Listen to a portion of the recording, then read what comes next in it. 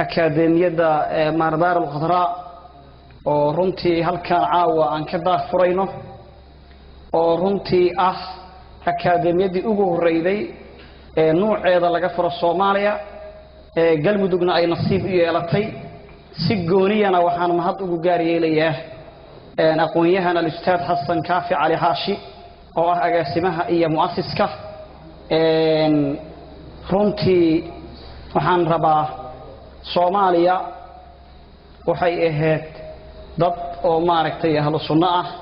dad ash'ariya ah dad diinku oo ku soo gaaray birifqi waliin habyani oo maaragtay nabadgeliyo iyo maaragtay salaam ah oo san ku soo gaarin maaragtay waran iyo seef oo san ku soo gaarinin bariga Afrika iyo waqooyiga Afrika iyo dhamaanna sidaas weeye iyo maartay qayb badan oo caalamka kamid ah waxa yaani nasiib iyo marqaati ka arintaas waxa uu ah in wali masjidkii saxaabada nabigu ay ku dukadeen calayhi salaatu wasalaam intaan qiblada loo bedelin yaani Makka Kaabada oo yaani qiblataynka oo Zayla inuu dhaco uu ku yaalo taariikhdu ay qorayso waa runtii wax weyn weeye dalkaanu sidaas oo soo ahay diinta islaamka ee nabiga laga dhaxlo calayhi salaatu wasalaamna waa diinkaas maaragtay aqeedada ash'ariyada oo ahlu sunna wal jamaa la yiraahdo ahlu sunna wal jamaa ma ahan maaragtay koox iyo urur iyo midna ma ahan siyaasiya waa diinkii nabiga laga dhaxlay calayhi salaatu wasalaam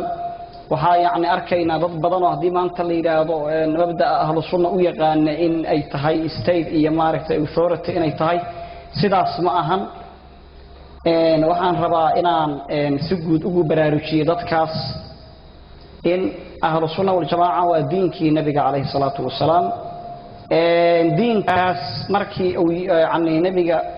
magacaas uu qaatay oo aqeedada ash'ariyada imaam al-Hasan al-Ash'ari imaamkaas uu qaatay oo aqeedada islaamka faahfaahiyay oo yaani xujajta iyo baraahiinta iyo adilada lagu difaaca soo saaray diinkaas wuxuu diidanay ma dadka in la gaalaysiiyo aqeedadaas waxay qabtaa dadka in la gaalaysiin in dadka aan lagu xad gudbin in dadka la soo dhaweeyo in wuxudada iyo wada jirka umada islaamka la ilaaliyo marka uu dhimanay imaamkaas wuxuu yiri faashidu calaya anni la ukafiru ahada min ahli al-qibla in aan qofna gaalaysiinaynin kamida umada islaamka markaati ka ahaado markuu dhimanay saacani laqiyaadka ugu dambeeyay ahlu qiblada oo ilaahay aaminsan oo u dukanaya xaqiisa lama ogola waxa ka dhasha marka oo mabda'aas ka leexday yaani mabda' la yiraahdo shiicadu waxay ahaayeen dad oo maaragtay sheeganaya inay nabiga iyo aalkiisa aad u jecel yihiin calayhi salaatu wasalaam laakiin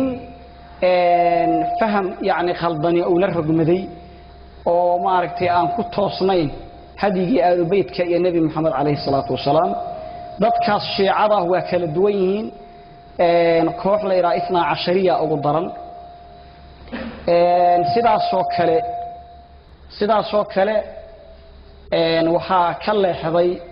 oo ayadana yaani soo dhaxgalay mabda'i ahlu sunnaha dad aaminsan dadka in maaragtay fikirkan takfiiriga la yiraahdo umada lagu gaalaysiinayo kooxdaas alla madhabiya la yiraahdo ahlu sunna wal jamaa waxay ku binaysan tahay afarta madhab oo fiqiga ah ayay ku dhaqmaan oo maalikiyada iyo shaafiiciyada oo anagu shaafiiciya aan nahay iyo xanaabilada iyo xanafiyada afartaas imaam oo mid oo u shiiq yahay oo isku aqeedada yaani isugu shiiqa fiqiga yaani masaa'isha dhaqanka isugu shiiqa islaamku afartaas ku yaani oo raacsan yahay min yaani sharqi ila maghrib inta ka dhaxaysa dadka ahlu sunnada ah oo aqeedadaas ash'ariyada macnaha ay haystaan afarta madhabayna ku kala dhaqmaan afarta madhabna ma aragtay afar madhab oo isdiidan oo istacaarudaysa ma ahan laakiin waa afar madhab oo ka waramaysa kayfiyaadka dadku ay u muaamalayaan kayfiyaadka ilaahay ugu xirmaayaan yaani sida ilaahay daacadiisa loo nooleeynaayo nasiib daro dadka markay diiday oo leeyahay alla madhabiya soo baxay marka laakiin magacii ahlu sunna sheeganaya oo aan afkaartii shiicada aan qabinin alla madhabiya leeyahay kuleeyay afarta madhab midna ku dhaqmi mayna anagu nin shiiqa warkiisa dhageysamayno maca dalika waxay xambaarsan yihiin ركلته أو أيوة مشايخ يقانان أو ضدك إن لك الجي أو لك على السيئة من سنة حنبرسيه لكن وحيد ديدين مت كان حقه نصيب ضر ضدك عالم الإسلامي قريبين الصومالي أنا ميلها أقول نقوله منطقة قريبين كمتهاي مبدأ استكفيري ضدك قبه waxaan marka rabnaa in dadkaas waa dadkii deegaankaana lagala diray Soomaaliya maaragtay hadeer aan rajaynayno in badbaado aan ka qabnaa inay ka badbaado mabaadi'daas hadda gobolka Kurdistaan oo kale dalka Ciraaq oo kale kitaabaha yaani oo ilaa 10 kitaab oo ilaa maaragtay mabaadi'daas takfiiriga ah oo aan soo sheegnay ay ku qoranta waa laga mamnuucay lagama baahi yaani gobolka Irbil oo Kurdistaanka oo ay xukumaan dalka Ciraaq waa laga diiday إمارات كوكلة طوائي الديرين يعني هذا وحام مقطعين حوجا ضدكو أي معركتي صوب براروجا يعني عالم الإسلامي أنا قلنا الحمد لله وحاوي رجفي عنا مقنيصة سلا صوك المبدأ تشيع هاي مبدأ شيء عن مدو حاوي الصحابة قار كمذا الرسول كي معركتي عاينا يعني على مدو حاوه عاين الصحابة ضاؤه وحاكمذا سيدنا معاوية يستضي مغلان وكلا قال يسين وحيبلي الإسلام هاي ومعركتي ومارتي ديدينهين markay ay isna cashiiradaas ku ugu liitawaayo sheecada Soomaaliya hadda meelay soo gaargaareen ayagana waxaan rabnaa in lagu baraarugo markay nabiga siyaarnay Alayhi Salaatu Wasalaam Madiina ama Munawwara kale markaad joogto xoogaa markay Sayd Bakar iyo Sayd Umar agmarayaan hoosay xoogaasi oo maartay anduuf iyo waxbay hoos u tufaayaan waa taxqiir iyo maartay u diidanyihiin waxay samaysteen waxyaabo oo maaragtay ashcaar ay ku nacladayaan yani khulafaa ar-raashidiin Abu Bakar iyo Umar dadka noocaasuna takfiirkii kaliya hadda ma jooga Soomaaliya waa la isugu yimid awal waa ka roonayna kuwaana dhibaayay kuwaana waa ku soo biireen gobolka Mudug meelo kamid ah hadda xarumay ka samaysteen oo maaragtay wasaaraddu hadda yani arintaas xogaha soo gaaray waxaan insha Allah rabnaa in aad ogaataan diinka oo la duulaan lagu ahay haddana waa la isugu yimid anagu waxaan ugu baaqaynaa dhammaan dadku diinkooda inay ilaashadaan akaademiyadan runtii waxay ku soo aaday waqti muhiim ah ay ku soo aaday oo loo baahnay maxaa yeelay xilligan waa xilli diinkii maaragtay lagu soo duulay oo xataa dadkii diinka yani sida saxda u haystay dhaqamo aan meelaha qaar dasiisaada oo yani dadkii la dhaxgeliyay aad arkayso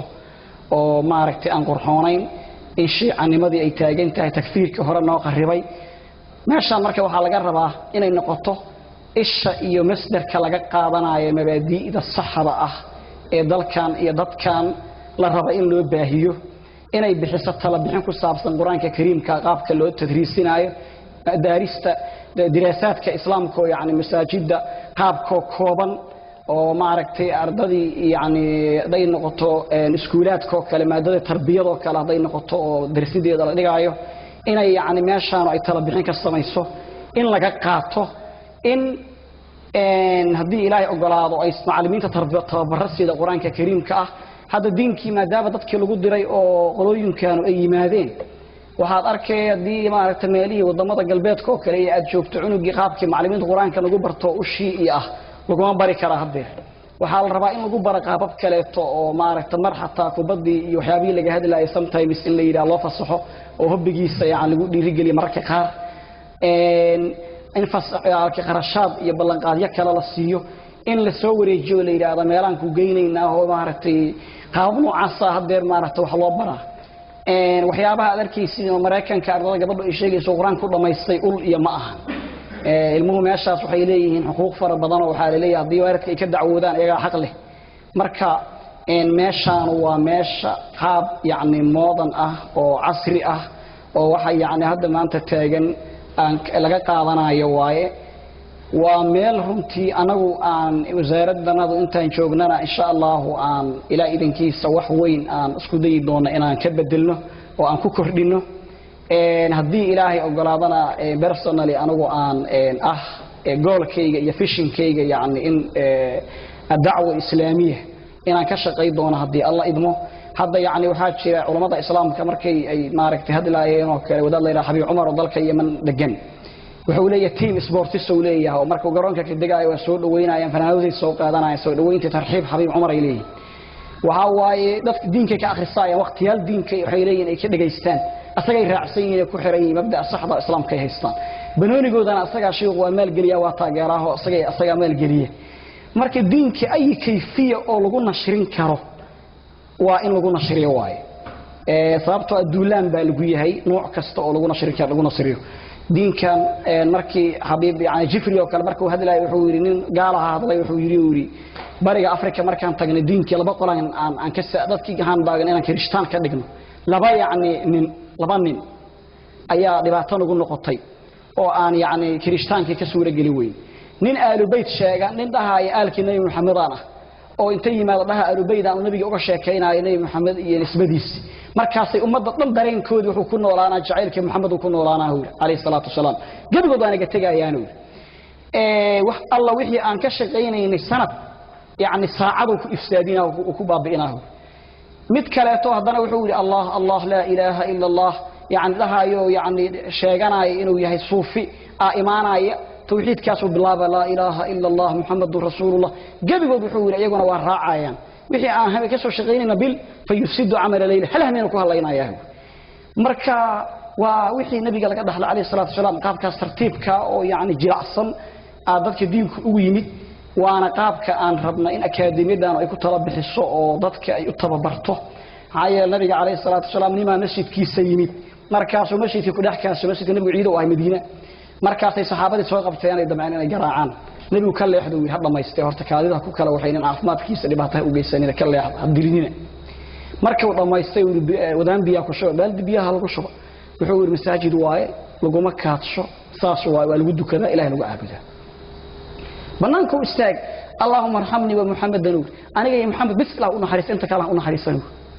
ما هي markay يعني nabiga u naxariistay kaliya oo macnaha dareensan hadii laakiin hatta nabigu uu dhihiray in lagu daro hal dilo yani ninkaas diinka dhan ka fogaan leh midkii nabiga u yimid alayhi salaatu salaam inta seefta ka qaatay oo ku yiri ya maaragtay ka cala maxamed oo nabiga inta ku yiri oo ilaahay ka cala isla markii ka dhacday nabiga qaatay alayhi salaatu salaam markaas wuxuu ku yiri yaa iga kaacila hadda markaas wuxuu ku yiri afna iga kaacilima laakiin kun khayr akhidi maxamed in raga iska dhigo nin wax qaata kan uu khayr ka roonay uu noqo oo si xay dhaf iga kaacila lama arkay illa soo ilaahay ma aaminsanin boog waayo tawxiid ma tawxiid ma jiro aniga tawxiid ma ku jira faris saxaabadu isugu yeeray wuxuu ninkan saana ku dhacda ka waran maya waxay dheen diliga waa kan maya la dili maayo tartiibkiisa waa la wixii iska tagaaday fasaxataay qala nabiga agtiisa deganada uu tagay alayhi salaatu salaam wuxuu ku yiri dadka ninka uu khayrka badan agtiisan ka socdaan waake waa maxamed bin abdullah nabiga islaamka waayo maxaa dhacay saasan samee idan waa nin fiican ah gabi qomkii meesha degan nabiga diintiisa soo raacay oo soo islaamay ninkaasan raacaynahay marka yaani qaab falsafa ah oo liin ah oo dacwadu saas ayay macnaha ugu soo gaartay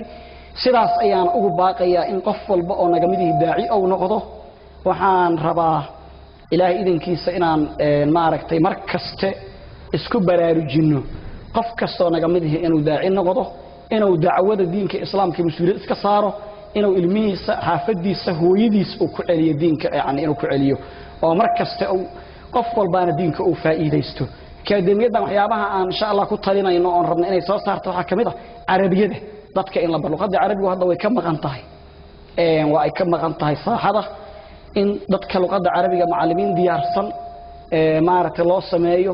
in si yani majaanana waxaan insha Allah aan ku guuleysan doonaa dadka loo baro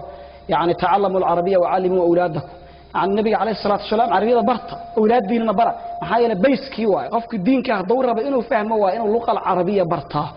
oo yani macnaha fahmo markaas ay diinka qofku fahmi karaa waxaan markaa rabnaa hadii Allah inaan idin iraahdo raali ahaado oo in ku dheereeyay waxaan isugu baaqaynaa cabsida ilaahay waxaan mar labaad mahad u jeedinayaa aqoonyahan Ustaad Xasan Kaafi Cali Xoor dhamaanna waxaan inkaga mahad celinayaa qaabka dulqaadka u muujiseen waa mahadsantihiin assalamu alaykum wa rahmatullahi wa barakatuh wa alaykum assalam wa